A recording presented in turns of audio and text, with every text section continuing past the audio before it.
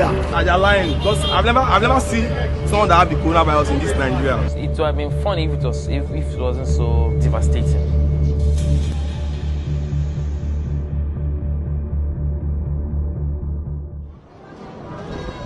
Lagos, a bustling and vibrant state that 20 million people call home.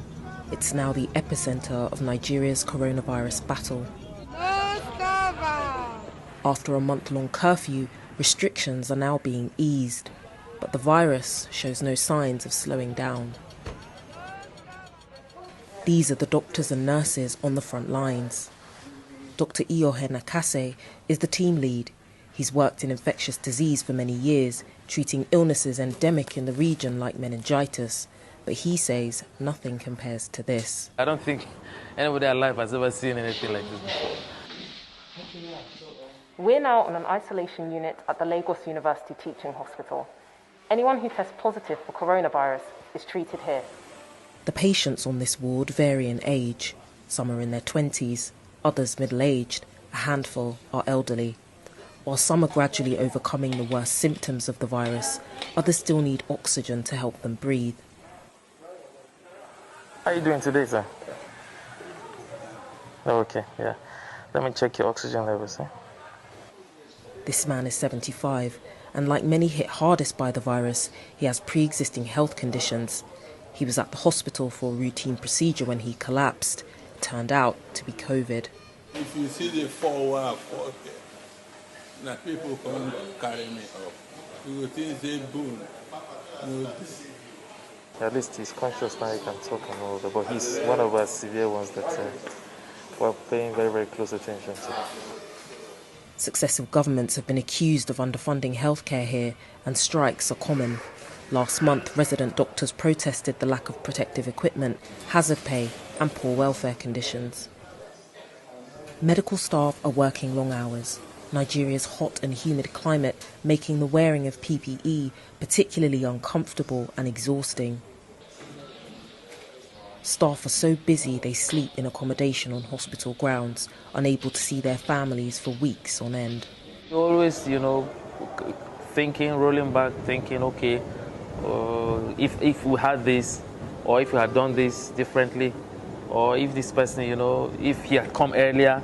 But there's a sense also of anger. Why didn't he come earlier on? Why did he come so late?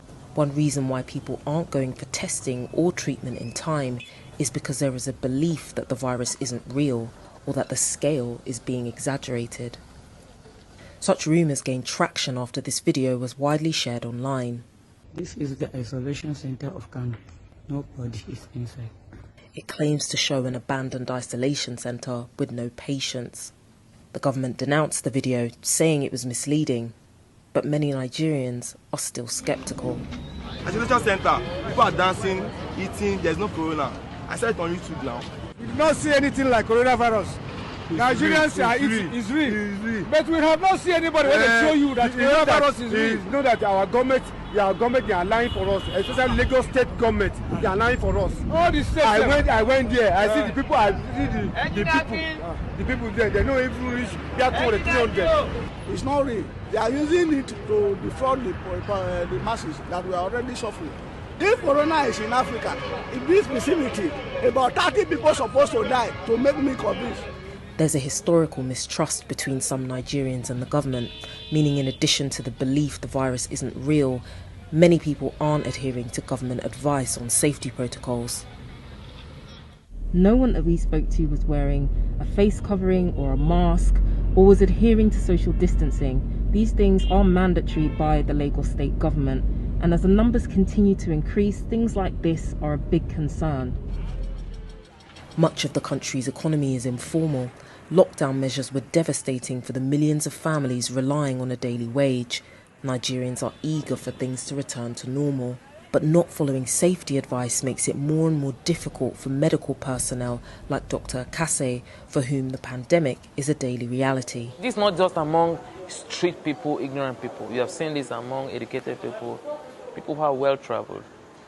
So it's an unfortunate sentiment, which I don't know if this is a global thing, but for us here it's a real problem. And I think this will complicate efforts to curb this in our country to a large degree. Sorry, lift your head. Lift your head.